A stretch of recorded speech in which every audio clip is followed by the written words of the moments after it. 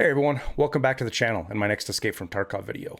We're going to dive into a little bit of Tarkov economics in relation to server resets and server shutdowns, things like that, whether it's planned for maintenance or there's some kind of error or problem that happens that basically kicks everybody off the game. There's a couple of interesting things that almost always happen that you can take advantage of to make a bunch of money, or at the very least save yourself some money. So without wasting any more time, let's jump right into it. All right, so the idea of this is getting rich on the resets, which is not necessarily wipes, but whenever a server gets reset and there's downtime and the server's shut down. And the way you do this is because, as some of you probably saw yesterday when they reset the servers because they were doing upgrades, you probably saw some items get insanely expensive. Things like CPUs and RAMs almost doubling in price. LEDXs were over, $1.3 million for the first time, and I think this wipe even, maybe they were more expensive earlier, but overall you saw the reset do some crazy things with prices. Now there's a couple of rule of thumbs with this I can give you that they don't always work, but for the most part they do. And this will allow you to either buy stuff before the reset happens so you don't get stuck not being able to craft items or do barters or whatever when you log back on right after the reset for a couple hours, or it gives you a chance to make a little bit extra money off of your stuff for those that don't have the patience and are willing to spend a bunch of extra money. Basically, it boils down to things that are found in raid, materials or items that you can only find in raid and you can't craft, but you need them for the hideout or for barters or for tasks. Those get very expensive. If it's something that has a primary supply through crafts, for example, like M61 or VOG 25s, where a majority of the market is from crafting, then those will get really cheap. And then there's some shades of gray in between, like with the gunpowders and intels and some other items that you don't really see much fluctuation, or it goes both directions. And those just don't really matter. But I'll show you some examples here and we'll look at the charts of what happened leading up to the shut off of the servers and what happened after and how things kind of normalized. So for first thing is things like RAM, CPUs, capacitors, fuel, pile of meds, LEDX, paper, all of these things got very expensive. For example, the RAM and CPUs and capacitors, these are used in a couple of crafts that if they're not being supplied regularly, they will get really expensive because a bunch of people log in and go to buy them. And this is a product of how the flea market listing process works, right? So each person lists below the next person, and then each person that buys above the person before that, or 3 or 4 slots above that person. So when you get a huge flood of lists, it pushes the price down. And when you get a huge flood of buying, the prices go up. So essentially you get this 2 to 4 hour period, depending on the outage, obviously, that all the buying and selling gets scrunched into a 30-minute window. So you take 4 minutes or 5 minutes of buying and you scrunch that to 30 minutes. And you can kind of see a little bit of this on a microcosm just on a daily basis. We'll go look at something like, let's go look at bolts, for example. So if you look at how bolts list and sell, right? This is a product of what people listing, what is below the very price they see, right? So right now, you first glance, you look at this, oh man, bolts are going for 55, 60, 65,000, right? If we hit refresh once, that 45 disappears. And if you just keep refreshing, you're going to see where like a chain will happen where like 6 or 7 of these things will list and it all of a sudden will go down to 20,000.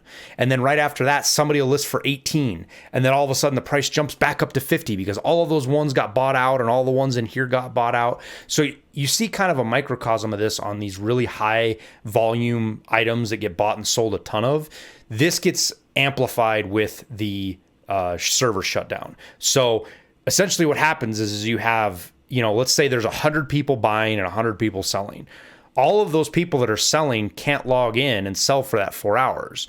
But you have all 100 people, like just for example, right? All of these things that are listed in here weren't listed at the same time. These are listed probably, anywhere from 10 minutes to a half hour apart, especially once you get down here, you've got several hours apart, and they will sell eventually. But when all of that goes away and you don't have this hour of listing, but you have all of this demand show up as soon as the servers turn back on, all of this disappears. If you look at the counts, you got 3, 2, 1, 2, 3. So you've got like 20 bolts, 30 bolts before you get into the 70K range.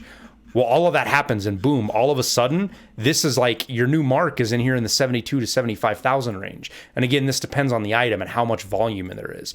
Items that don't have big stacks, you know, if you're selling like, if people regularly sell like 5 and 10 stacks of an item, this doesn't happen as much because each line has more volume to buy from.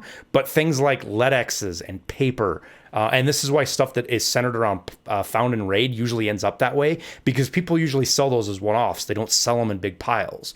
But things like M61 or VOG 25s that people craft and sell in big stacks, they don't get affected as much because there's more volume in there at a certain price to keep it from moving. So other items that don't move, things like gunpowders, the Eagle and the Hawk gunpowder. You saw a little bit of a move in Hawk, but nothing in Eagle. And the reason that is because these things get bought and sold at a pretty even keel. People buy them up in big batches to craft. You know, they don't usually buy them one-offs. They buy them in 5 and 6 stacks. So they have a little bit of a cushion when the server reset happens so that they don't need to buy anything. A lot of people don't. You have a few that do. But yeah, and you just have just as many people add in price back in there. And then things like Intel, right? It's a small volume item that's really expensive, but people craft, and they're pretty easy to find in raid.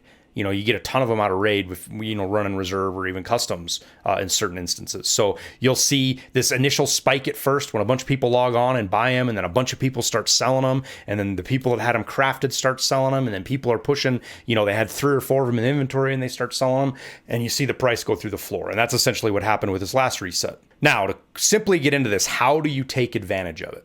Well, you take advantage of this not by logging in right after the server resets and being like, oh my gosh, I can sell my LEDX for 300,000 more rubles than I could before, or I'm going to sell my RAM for twice as much. You want to list before the reset, because then you're already up there, and if something happens or somebody beats you in and all the people log in and start buying and that price spike happens, you're in the middle of the spike. You're not trying to chase it, because once you log in, more people log in, and then you have more people selling, and you might miss the spike altogether because you get stuck and 10 people list below you, and then the price just falls through the floor and falls back to normal, and then you're stuck paying the flea market fee on an item that's never going to sell. That's generally what I say to do. And, you know, it depends on the item. Some items only list for 10 or 15%. They get a little bit of a bump. Some items double. Some items are 50%. I don't want to give you anything too specific and steer you wrong, because it is a gamble and you're not always going to win. So don't risk more than you can afford in the flea market fee. But it's pretty safe to list things like electronics, you know, the CPUs, the CPU fans, and RAM. You can list those things for 50% higher. You know, if they're selling for 20,000, sell them for 30,000 or even 40.